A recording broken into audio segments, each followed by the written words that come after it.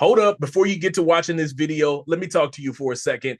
Hit that bell down below and subscribe to the Fitz Take Podcast YouTube channel so you'll know when every episode is dropping or if something has been posted on this page. Also, be sure to follow me and Elijah on our social media platforms. They will be linked down in the description. Now back to the episode. Some forward progress. Take number 2.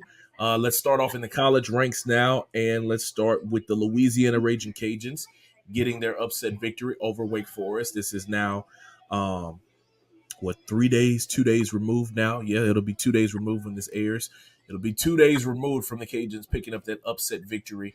And now some of the emotional high, I'm sure, has kind of gone down just a little bit because now you're getting into, okay, yes, we won this really big game, but we can't let this be our Super Bowl. We can't let this be our ultimate championship. We have more goals to obtain.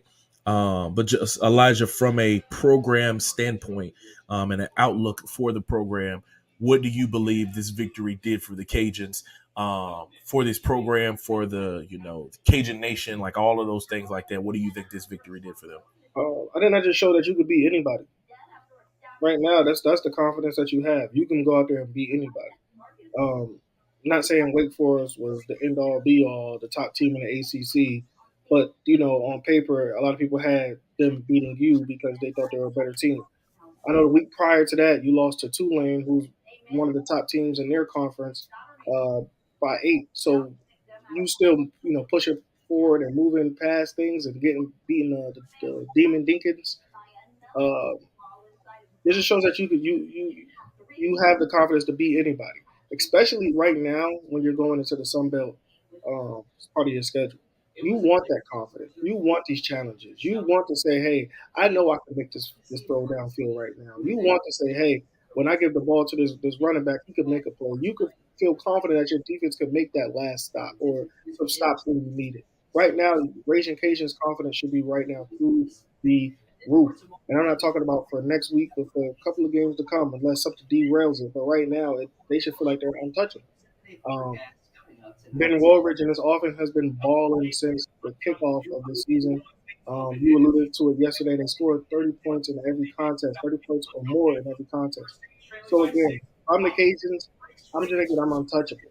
I'm thinking there's nobody could beat me, but at the same time, stay level-headed enough so when you play these other teams, like some teams that they're probably better than on paper and on a football field, they're level-headed enough to not take those guys very lightly. Handle your business, stand on business, and get ready to go to whatever that next week will be. Yeah, absolutely. From a program standpoint, like I said in the beginning, I feel like this is one of those defining moments. This is their first ACC victory in program history, so that's one that you can check off. When you look at the disparity between Group of Fives and Power Fours, it's always the conversation of the haves and the have-nots. But at the end of the day, the football has to be put down on the ground and the game has to be played. And I feel like the Cajuns proved that it doesn't matter what patch you have on your jersey of what conference you're in. It's about the name that you're playing for on the front of that jersey. Uh, and Louisiana showed a ton of pride in that victory.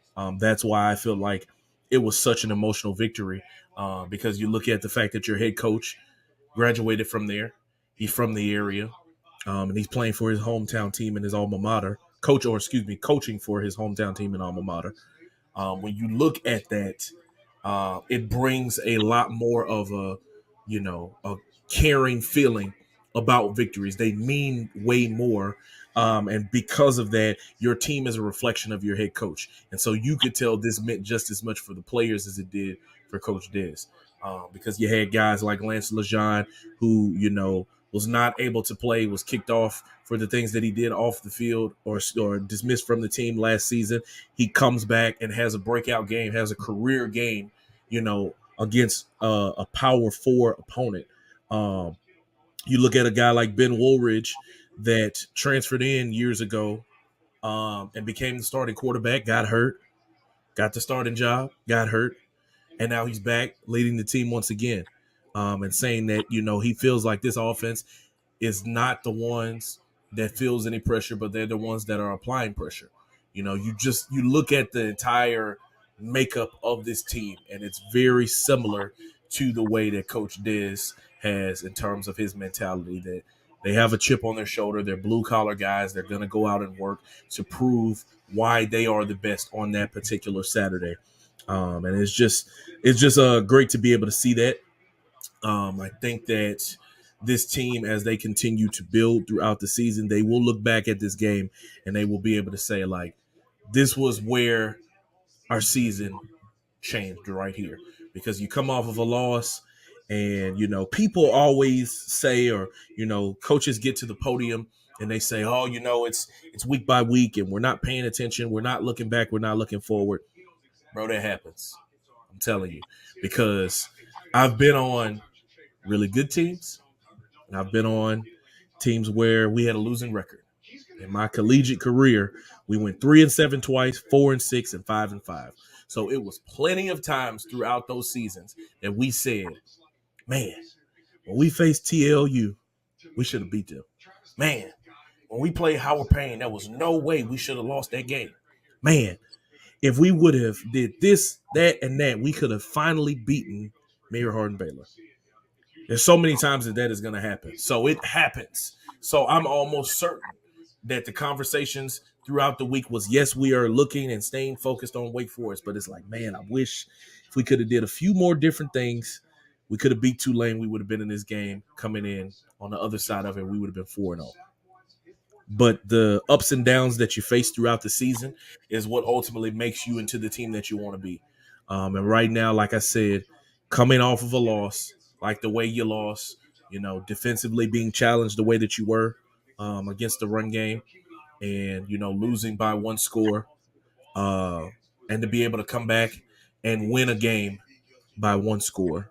That says a lot about what this program is hoping to be, and what ultimately they can be as they move forward in the future. Thank you so much for watching this clip of the Fitz Take podcast. Be sure to like this video and also subscribe to the YouTube channel, and also follow me and Elijah on our social media platforms. They will be linked down in the description. And remember, every episode of the Fitz Take podcast will air right here on the YouTube channel every Monday at 2 p.m. Thank you so much for watching, and we'll see you next time.